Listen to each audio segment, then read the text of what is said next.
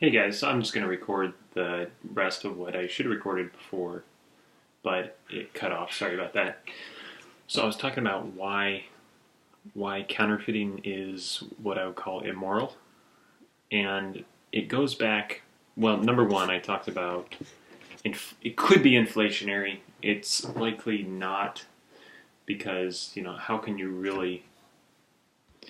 how can you print enough money or spend enough money to make it inflationary? So that's why it would probably not be inflation, although that would be a good answer. But that's only a small part of it, right? So you got the Hurricanes beating Notre Dame. Used to be a Canes fan when I was young. Anyways, so the it can be inflationary because after all, the definition of inflation is overprinting of the money supply. So what you're doing is you're creating money that has no backing. But more importantly is the idea of what money is. And this goes back to that first discussion board on the morality of capitalism. And is capitalism moral? And if you remember, Dr. Walter E. Williams, he's my favorite economist, he was talking about the butcher. And when you go to the butcher, you say, hey, can I get 5 pounds of beef or whatever you want, right? Okay. Chicken breast. So can I get 5 pounds of chicken breast at $3 cluck? So you go to the butcher and you ask for whatever you want, meat, and the butcher says, okay, but what have you done? What have you done for your fellow man? Basically, what have you done for society? And I say, well, I taught for 5 hours, right, last week or something like that. And he says, prove it.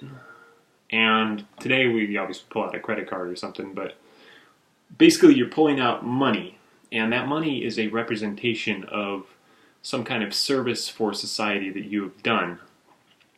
Drop the ball!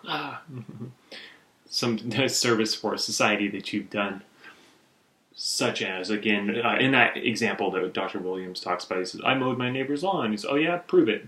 And he pulls out a $10 bill, right? And a $10 bill represents some kind of your contribution to society, okay? So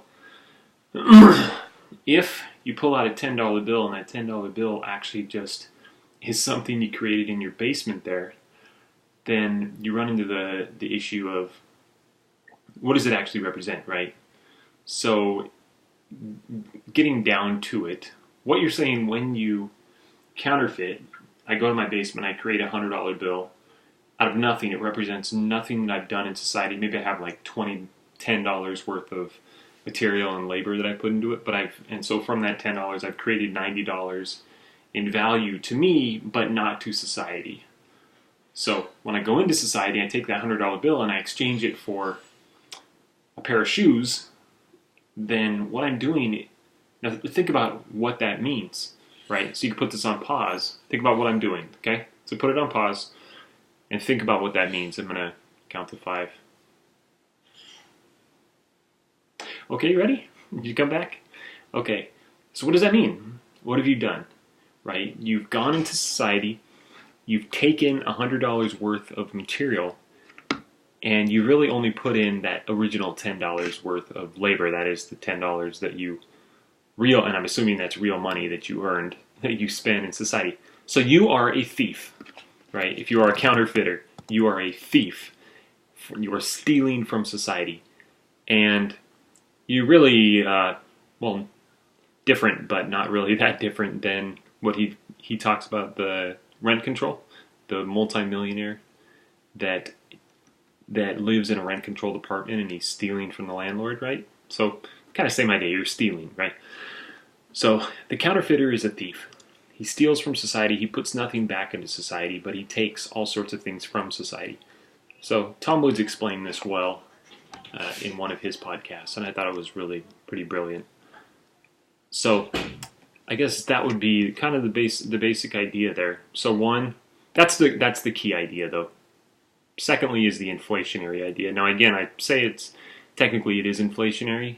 And if you watch the Vsauce video, he says you could you could inflate the currency by creating money, or you could deflate the currency by burning your money, but you could never really you would never be able to get your hands on enough money to influence the price level, and you could probably never spend enough money, at least in the US currency, given that there are trillions of dollars out there. You could never really spend enough money in order to influence prices. You might in your local neighborhood, if you printed like, $5 million and you went out and started buying houses, you'd probably drive up the price of houses, but you wouldn't really have an effect nationally. So that's important, but that's not the fundamental aspect of why and you would be hurting other people that want to buy those houses because they'd be buying at inflated prices. So that's the basic thing though. Okay, thanks.